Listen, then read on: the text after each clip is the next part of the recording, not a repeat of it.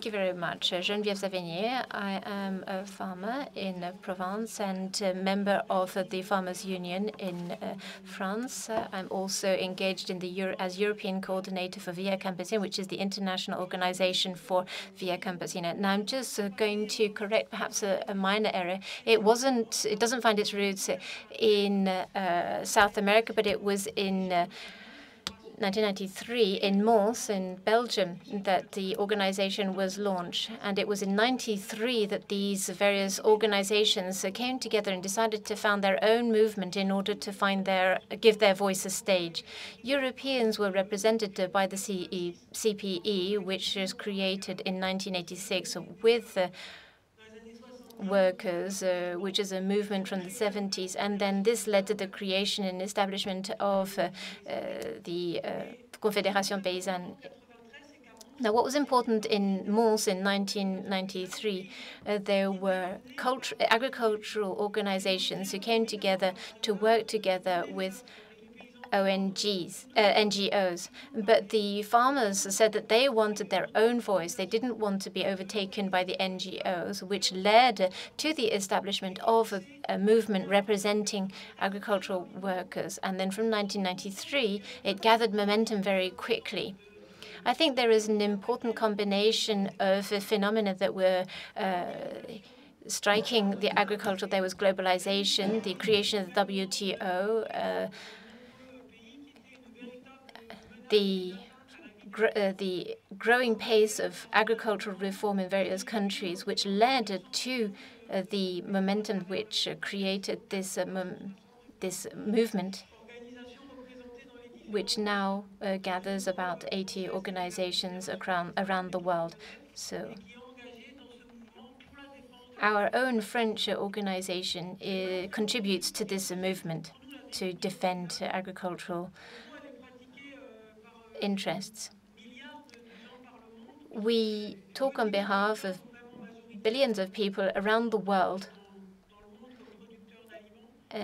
because food producers are a majority in the world.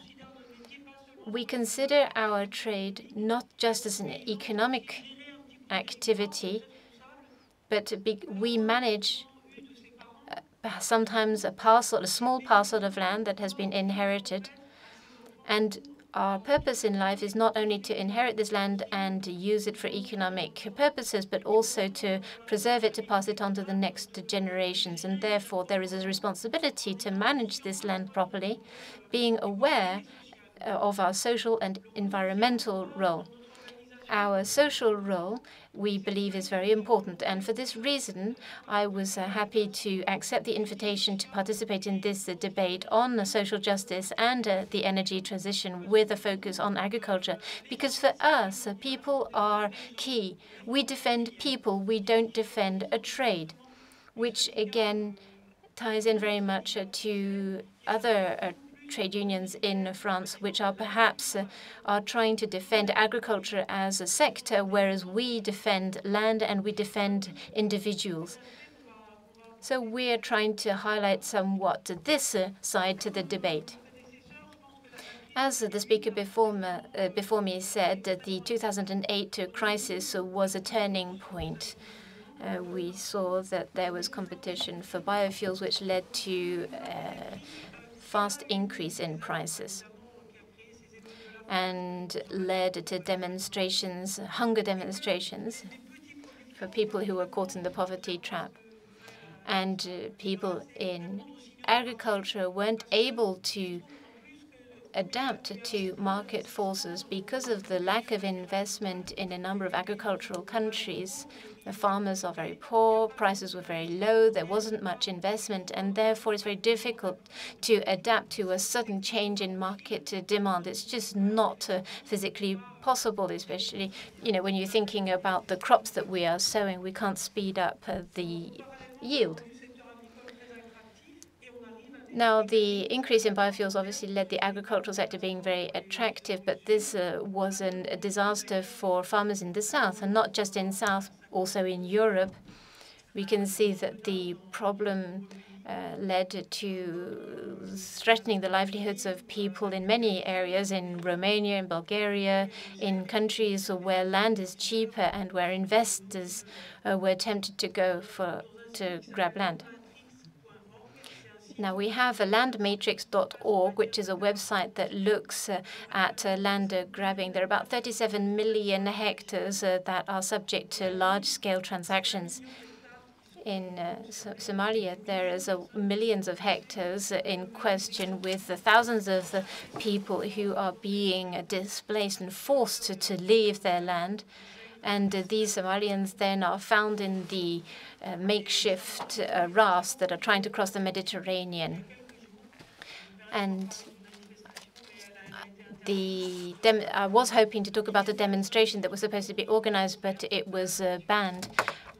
And it was a demonstration against this land-grabbing movement.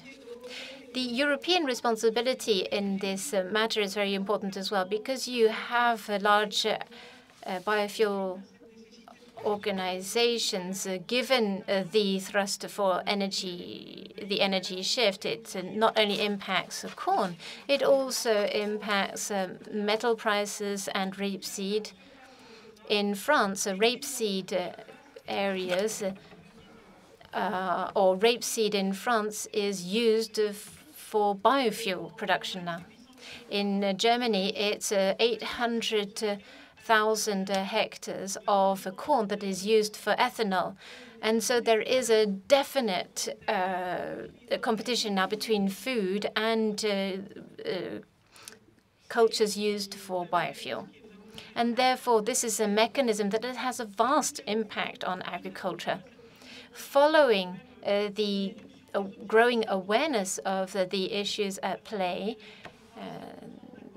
in France, we're about 7% of agriculture which is given over to biofuel, which in our view is an ethical and ecological catastrophe. Now, from a technical point of view, I can't give you details, but it is costing a lot of money in terms of tax breaks, and in our view, it's not the best solution. I think another important point to make here is the link between markets on the one hand, food markets on the one hand, and the energy market on the other. These two markets are today tied together, and therefore it's going to be more and more difficult to put in place management mechanisms to control these markets and guarantee food security over the long term. Because today oil prices are directly linked to agricultural commodities.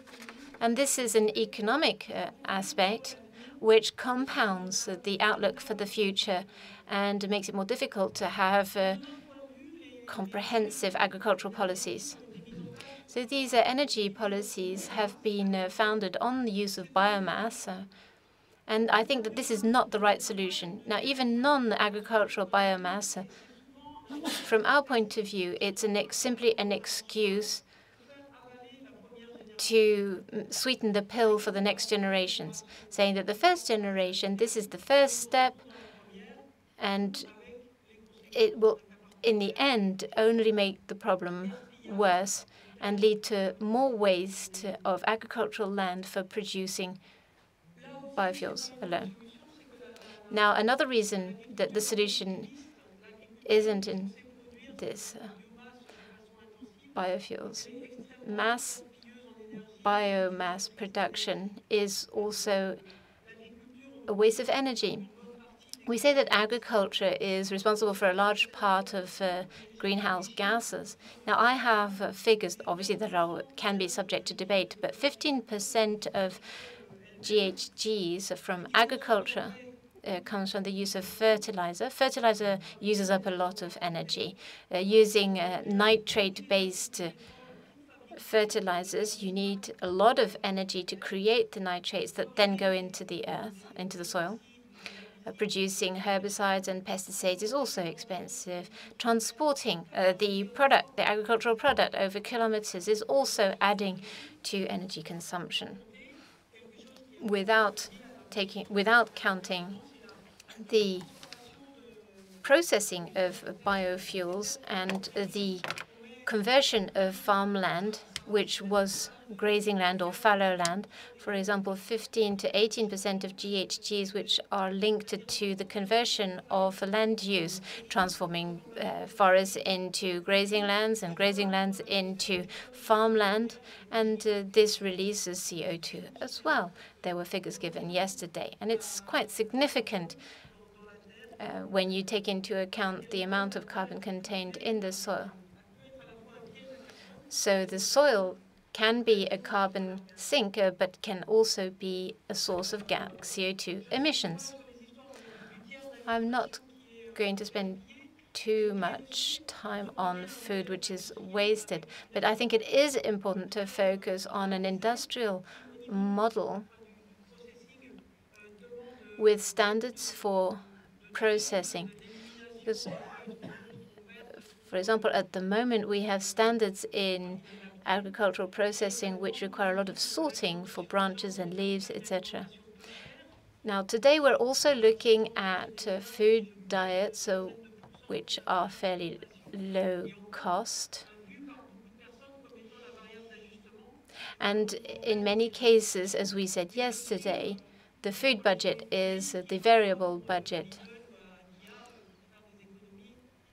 And sometimes we see wealthier people opting to shop in cheaper stores because they want to make small savings. Now, the good news for us is that the planet is cooling down. And the Via Campesina slogan says that we are contributing to helping cool the planet. Now, this is a major chapter in our organization, which is agroecology. And this is a movement not in France, but also in Europe. Stéphane Le Foll wants it to become the overriding leitmotif for agriculture. Now, perhaps we have a slightly different take on the matter. For us, it's not just about good agronomical techniques. It's also a social movement, i.e. it takes into account communities. It's a type of agriculture which places emphasis on handing the reins back to local communities where we're going to be using local knowledge and also have the abilities and the skills of people for them to find solutions to their own problems, as we said yesterday, making people from the Red Cross and community associations take part in all of this. We also give people, empower people to find solutions. Now, this is also part of our work, not only to understand, but to disseminate information about what's what.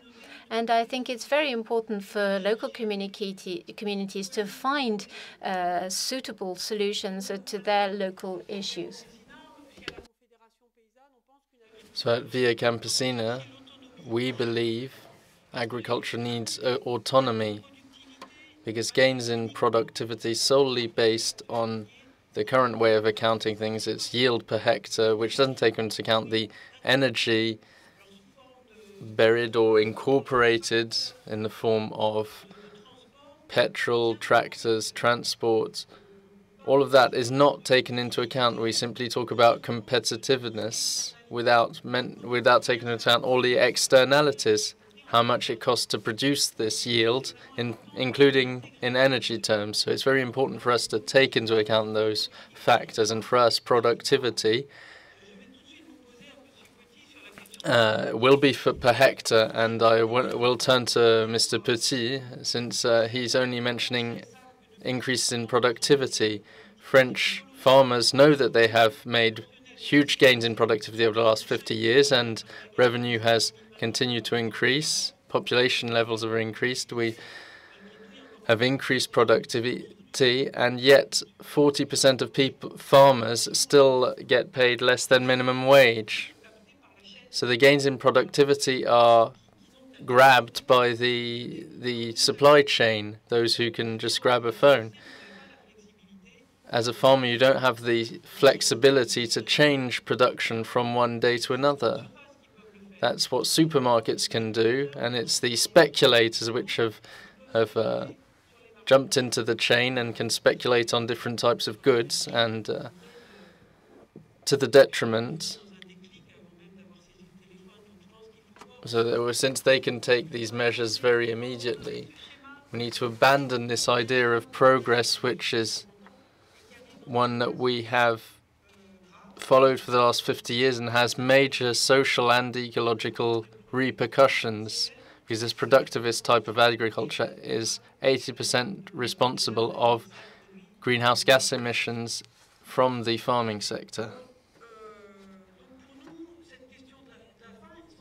In our opinion, this idea of hunger, notwithstanding the fact that in this context that we have 1 billion people that suffer from hunger chronically.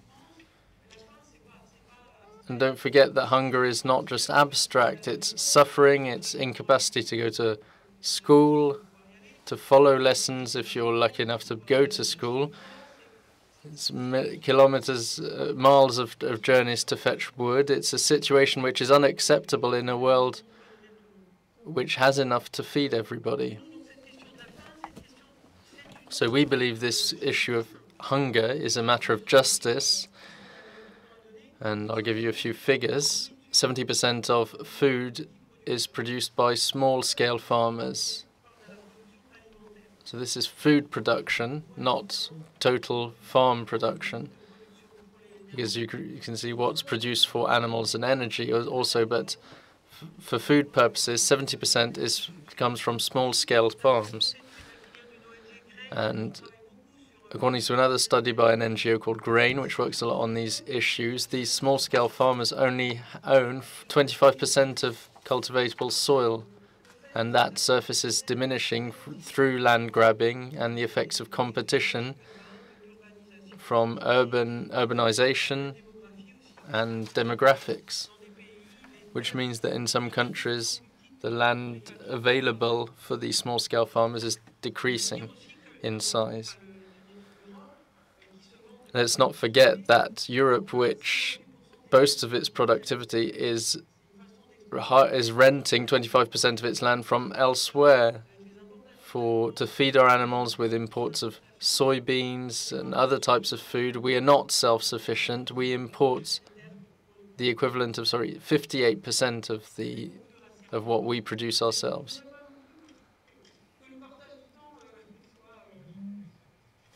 I will conclude, but I don't want to lose any of my share of time. Now I'll move on to some of the other elements of debate.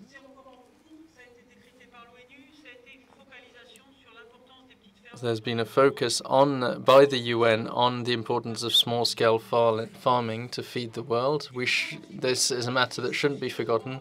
Let's not forget either that justice is a right. It's not simply an add-on. Human rights are recorded in the texts, the Declaration of Human Rights, and there is a right to food, which is implemented and followed by a special rapporteur. I think many of you know Oliver de Schutter, who was the successor to Jean Ziegler.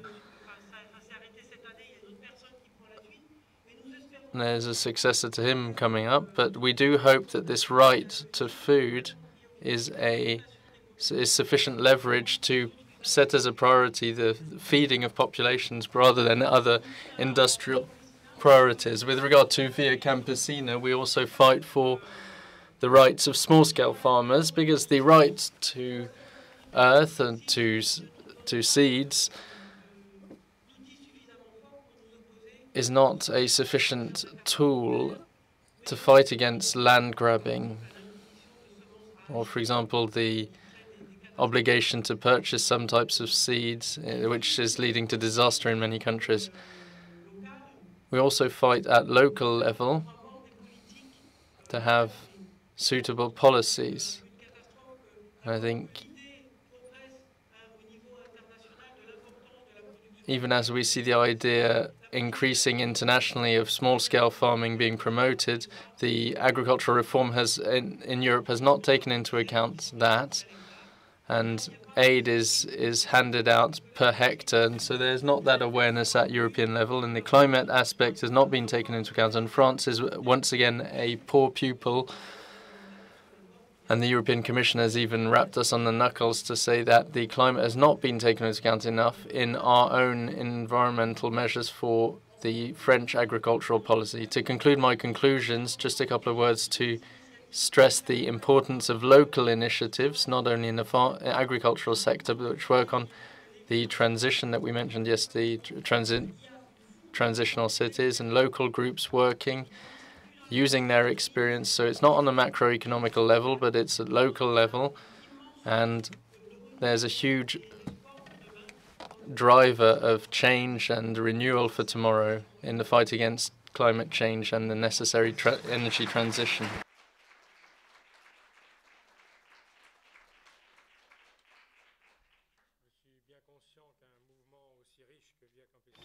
I'm fully aware that Via Campesina and the Confédération Paysanne need a lot more time to be able to present their ideas, but time is always counted, and we need to tame the time so that we have enough time for debate among one another. Now, Almut Ernsting, quelques mots sur votre organisation, s'il vous plaît, quelques commentaires.